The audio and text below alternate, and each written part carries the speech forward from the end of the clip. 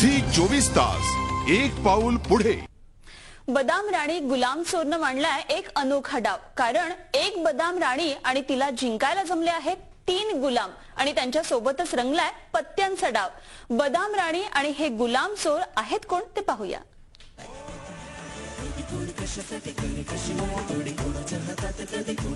आम्ही जे पत्ते मांडून बसलोय त्याच्यामुळे खरं तर आपल्या प्रेक्षकांना असं वाटत असेल की आपण पत्ते खेळतोय। नाही, असं काही नाहीये। आम्ही इथे पत्ते खेळत नाही आहोत। एक आपल्याकडे बदामची राणी इथे आहे जिचं नाव आहे मुक्ता आणि तीन चोर आहेत तिकडे आणि तर आपल्याला बघायचं आहे की मुक्ताचा चोर कोणता आहे। तर मला वाटतं आपण प्रत्येकाने आपापले पत्ते उघडावेत आणि बघावं की कोण आहे मुक्ताचा चोर।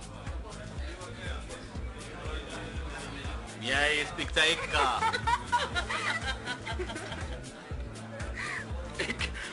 किलवरची मेंढी। Okay, 3 is my lucky number. या एवढेच मी दाखवतो। ओके, मी राजा राजा आणि नाव दाखव काय। हो हो हो, पुढे पुढे।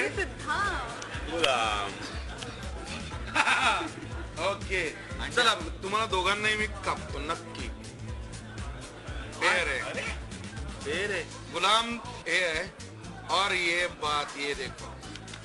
अरे वाह, क्या बात है। पण बदामच्या राणीला बदाम गुलाम मिळालाय ना। नाही बदाम चोर आपल्याकडे मिळालेला आहे। दोघांकडे गुलाम आल्यामुळे पान बसून सगळे टाकले।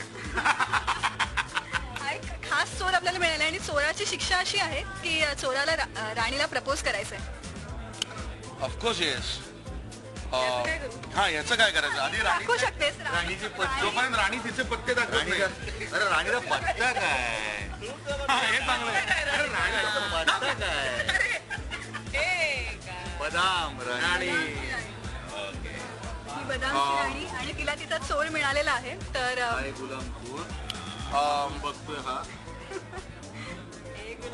अरे गुलामा, मी प्रपोज करताना पुन्हा हेच म्हणेन की आमच्या सिनेमामध्ये जे एक महत्वाचं वाक्य आहे की आपल्या आवडत्या स्त्रीचं दुसऱ्याशी लग्न झालं म्हणून तिचा नाच सोडण्याचे दिवस आता गेले। So with a beautiful for this evening, will you marry me? असं नाही, प्रत्येकाने प्रपोज करायला पाहिजे मग मी रिझल्ट। अच्छा अच्छा, बरं। मग म्हणजे तुम्हाला ओपन चॅलेंज आहे, होऊन जाऊ दे। मुक्ती, मनाने आपण गेले अनेक जन्म एकत्र आहोत। या पुढचे अनेक जन्म आपण एकत्र राहणार आहोत। या जन्मात माझी मैत्रीण जशी आहेस तशीच तू राहशील।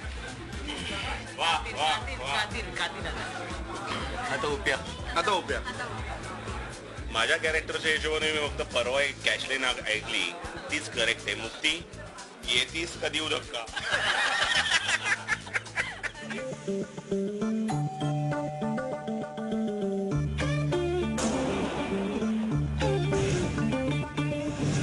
मी पेन्सिल, मी भूतकाळात केलेल्या विधानांची जबाबदारी मी नंतर घेत नाही म्हणून मी पेन्सिल। ठरवायला लागेल पण बुचकळ्यात पडणार आहे कारण तिघही मंडळी आपल्या इथे केली। आता थोडंसं फिल्मकडे वळता तिन्ही ॲक्टर्स आले आणि तुफान कॅरेक्टर्स आहेत तिघांची। आणि आत्ता जे झालं ते सिनेमात घडतं तेव्हा काय होतं हे बघणं, हे वेळेच्या शब्दातनं बघणं आणि सतीशच्या थॉटमधनं बघणं फार वेगळा एक्सपिरियन्स असणार आहे प्रेक्षकांसाठी। फार फ्रेशली बघितलंय।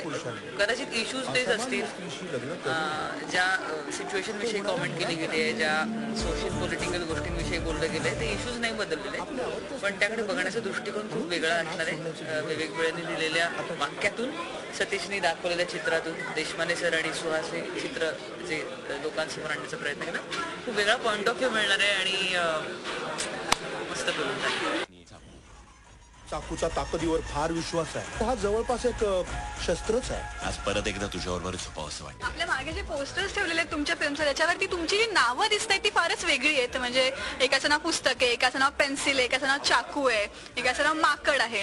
तर अशी तुमची नावं का आहेत आणि काय त्याच्या मागचं समीकरण आहे, काय गणित आहे, काय सांगशील? नाही, मुळामध्ये आता हळूहळू कंटेंट ओरिएंटेड बोलूया।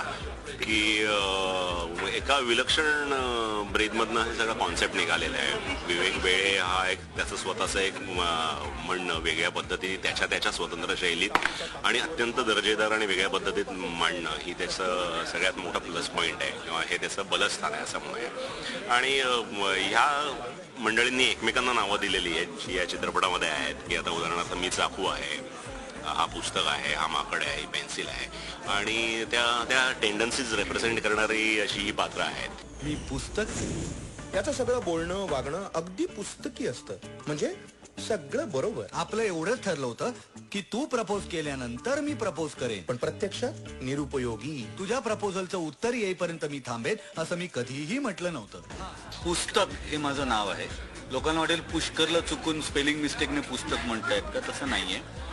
तर एखादा माणूस सर्व प्रकारच्या पुस्तकांचा अभ्यास करत असताना त्या पुस्तकाच्या भूमिकेतनं जगाकडे पाहत असतो तो पुस्तक. म्हणजे या सिनेमामध्ये तसं म्हटलेलं आहे की रात्री जर हा झोपेतून जागा झाला आणि त्याला त्याच्या उशापाशी जर एक नाग दिसला फणा काढून, तर तो नागाला नागरिकशास्त्राच्या पुस्तकाच्या भूमिकेतून सांगेल की तुझं हे वागणं बरोबर नाही, तू तुझ्या जंगलात जा, हे तुझं घर नाही, हा तुझा रस्ता नाही. आणि हे त्या नागाला समजलंय असं समजून तो झोपून जाईल असं हा पुस्तक आहे. तो प्रत्येक पुस्तकाच्या भूमिकेतून तसं आचरण करत असतो. त्यामुळे तो पुस्तिकी किडा नाहीये. छान होतं बघ की याचं सगळं बरोबर असतं अगदी पुस्तकातल्यासारखं, पण प्रत्यक्षात निरुपयोगी असं एक वाक्य त्यांनी.